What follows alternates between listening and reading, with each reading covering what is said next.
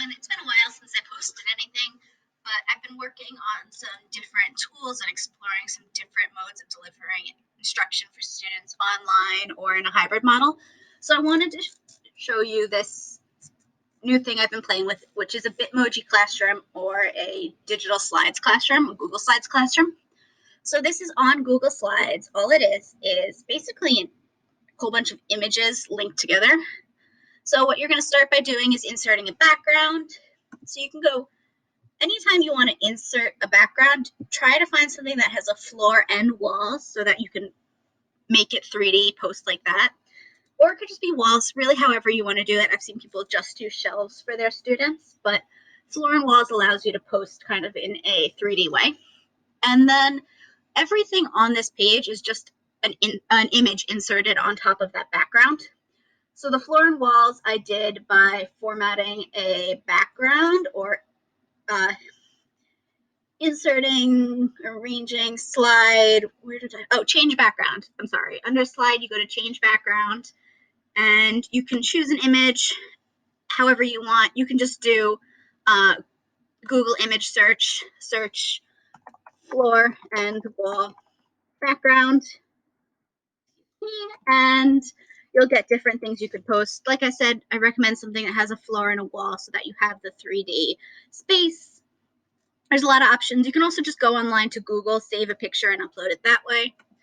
And then if you want to insert these images on top, everything here is a separate image. So all you do is insert image, and then if you search the web, it brings up here, this little bar here.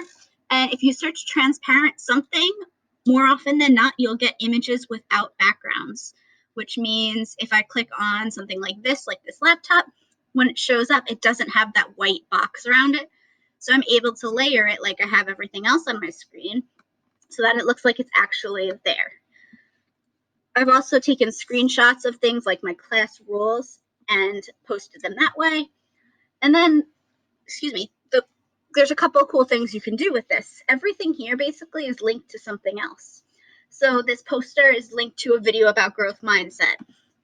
The online class rules is linked to the actual document in my Google Drive so that students can see it larger. The computer with Google Classroom is linked to my Google Classroom. If you click on it, it'll bring you there. And I have the class code posted on the table so they can see it. The plants are just cute. The rug's just cute. But things like this link to other slides I'll show you in a minute that have my different classrooms that are set up for different subjects. The board is cool because using text boxes, I can just post that what their jobs are for today or what I'm asking them to do.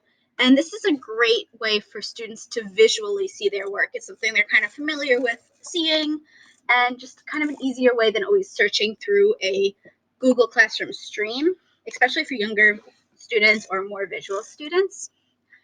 And then I have my Bitmoji in here also, which is a cool way just to add a little personal touch.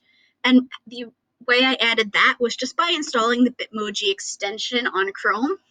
So if you find this little puzzle piece, all you have to do is manage extensions, and you can download Bitmoji. You'll see that I can find all sorts of Bitmojis, search them here, and then insert them into my classroom.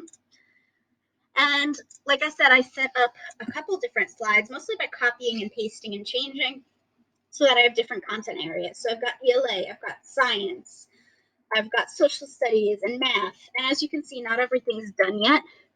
I still have things like bookshelf under construction and blank boards and some empty wall space that I'd like to do something with, but I just haven't gotten there yet. Like I said, I'm still just playing with this and exploring it myself.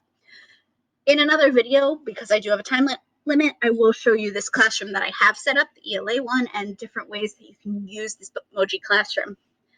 But really the important part is I just wanted to show you how to set this up. Another important thing is to order things. So if you insert things and they're not in the right order, you can right-click, choose order, and either bring to front, bring forward, and it'll just change the order of the way things are pasted in your classroom. So it does take some playing around with, but it's a very cool visual way to set up a classroom.